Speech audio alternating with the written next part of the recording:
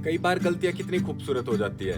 एक ऐसी एक खूबसूरत गलती हमारे साथ भी हुई। जैसा पिछली वीडियो में बताया था, हम रानीखेत के लिए निकले थे, पहुंच गए थे बिल्लेक।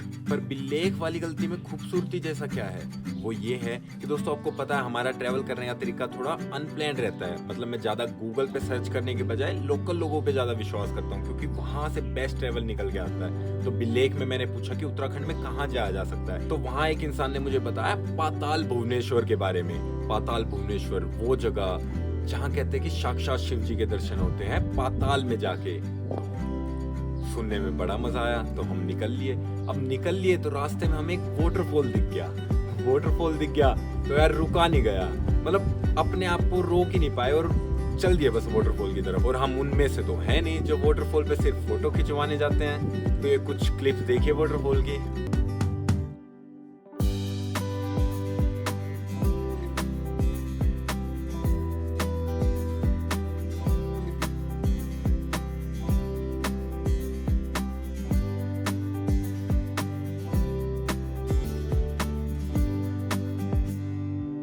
अब जब वाटरफॉल पे नहा के निकले, ऊपर आए तो भाई अंधेरा होने वाला था। और अंधेरा होने वाला था तो उस दिन पाताल भुवनेश्वर जाने का तो कोई तुक नहीं बनता, क्योंकि यार घूमने आए, रोड नापने तो आए नहीं कि रात को भी पहाड़ों पे चलते रहो, व्यू तो सारे खत्म हो जाते हैं। तो हमने एक रूम लिया और हम अल्मोड़ा में ही रुक गए। अब नेक्स्ट डे हमें जाना था अल्मोड़ा से पाताल भुवनेश्वर। मगर एक खूबसूरत सी गलती और हुई कि हमने होटल वाले से पूछ लिया कि यहाँ आसपास बेस्ट क्या है घूमने का। उन्होंने हमें बताया कि आप जागेश्वर गए हैं। हमने कहा जी बिल्कुल नहीं। तो बोले पहले जागेश्वर जाइए। और फिर हम गए जागेश्वर। जागेश्वर धाम के बारे में मैं ज्यादा नहीं बताऊंगा, मैंने 1 मिनट का शॉर्ट बनाया, वो शॉर्ट ही इस वीडियो में ऐड कर देते हैं, आप उससे अंदाजा लगा लेंगे। हिंदू होते हुए भी आपको पता नहीं होगा कि भगवान शिव की लिंग के रूप में पूजा सबसे पहले कहाँ हुई थी। आइए जानते हैं। तो दोस्तों आज हमारी देवभूमि यात्रा का 8वां दिन और हम आ पहुंचे इस रहस्यों से भरी ऐसी जगह जो कभी कैलाश मानसरोवर का प्राचीन रास्ता हुआ करती थी। 124 मंदिरों का ये समूह इतना रहस्यमय है कि आज तक पता नहीं चल पाया कि वास्तव में ये मंदिर किसने और कब बनवाए थे। आर्कियोलॉजिकल सर्वे ऑफ इंडिया की माने तो ये मंदिर 1400 साल पुराने हैं, पर मंदिर के पुजारियों का मानना है कि ये मंदिर महाभारत काल से हैं। एक मान्यता ये भी है कि आदि शंकराचार्य जी केदारनाथ जाने से पहले इसी जगह रुके थे और उन्होंने ही इन मंदिरों का निर्माण करवाया था। और अगर पुराणों की तरफ देखें तो शिव पुराण और स्कंद पुराण के अनुसार भगवान शिव की लिंग के रूप में सबसे पहले पूजा यही हुई थी। ये पवित्र भूमि हिंदुओं के लिए उतनी ही इम्पोर्टेंट है जितनी की काशी। इसीलिए नरेंद्र मोदी जी के यहाँ विजिट करने के बाद इस जगह को ऑफिशियली यमुनोत्री, गंगोत्री, केदारनाथ और बद्रीनाथ के बाद 5वां धाम डिक्लेयर किया है और इस जगह का नाम है जागेश्वर धाम। तो शेयर कर दो इस वीडियो को अपने सभी हिंदू भाइयों के साथ। हर हर महादेव। और जागेश्वर घूमने के बाद हम फिर से निकले पाताल भुवनेश्वर के लिए। और भाई मौसम हो गया खराब, अंधेरा कुछ ज्यादा ही हो गया, जंगलों का रास्ता था और हमने ज्यादा रिस्क ना लेते हुए एक छोटे से गांव धोलाचीनी में होटल ले लिया। और होटल कहाँ लिया है ये ड्रोन शॉट में दिखाते हैं आपको। क्या प्यारा गांव है यार, क्या प्यारा गांव है।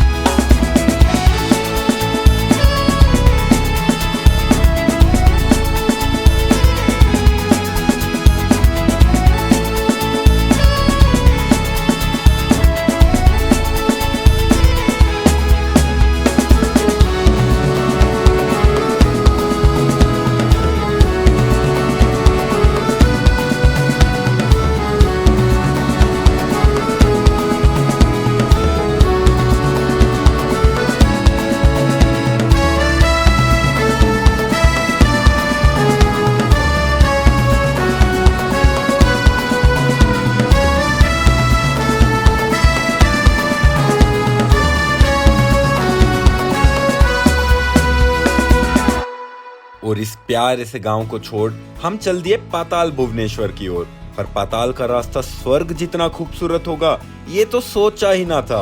और फाइनली इस 3 घंटे की बेहद प्यारी ड्राइव के बाद हम पहुंचे पिथौरागढ़ जिले की इस मिस्टीरियस सी लोकेशन पाताल भुवनेश्वर। तो यार जैसे ही हम मंदिर में गए ना, केव में नहीं, केव में जाने से पहले मंदिर में वेट करना पड़ता है। वहाँ का सिस्टम ऐसा है, वेट क्यों करना पड़ता है कि यार बहुत नैरो केव्स हैं वो।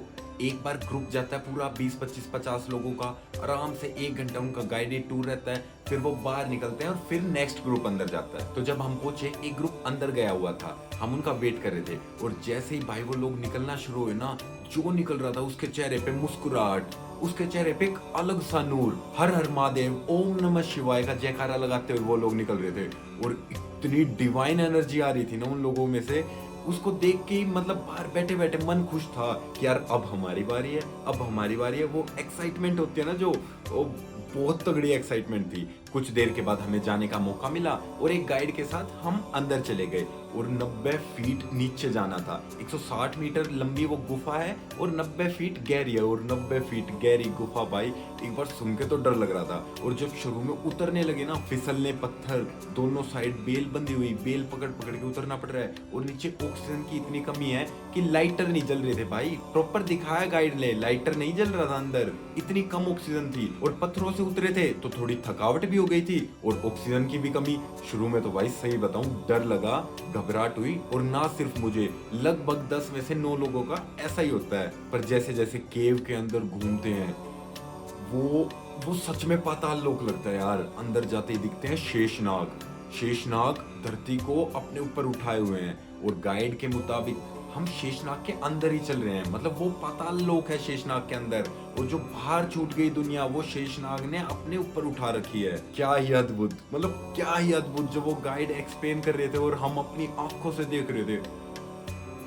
वो मैं वर्ड्स में अभी बता ही नहीं पा रहा हूँ। अगर मेरे पास उस टाइम पे कैमरा होता ना तो शायद मैं 10-20% एक्सप्लेन भी कर देता। इस टाइम तो भाई थोड़ा मतलब थोड़ा रोमांचित तो हो रहा हूँ मैं बताते वक्त, लेकिन उतना ज्यादा नहीं। आगे चले तो गाइड ने बताया कि ये गणेश जी का कटा हुआ सिर है जो भगवान शिव ने काट के यहाँ विराजमान कर दिया था, और ब्रह्मा जी के कमल से लगातार उस पे पानी गिरता जा रहा है। और आगे चले तो दिखा एक शिवलिंग, और as per guide, as per our mythology, वो शिवलिंग लगातार बढ़ रहा है। और कह रहे हैं कि जिस दिन वो बढ़ते बढ़ते बढ़ते बढ़ते केव की दीवार को टच कर देगा, कलयुग खत्म, कलयुग विल एंड। हैरान, मैं भी हैरान था, पर जो था वो था।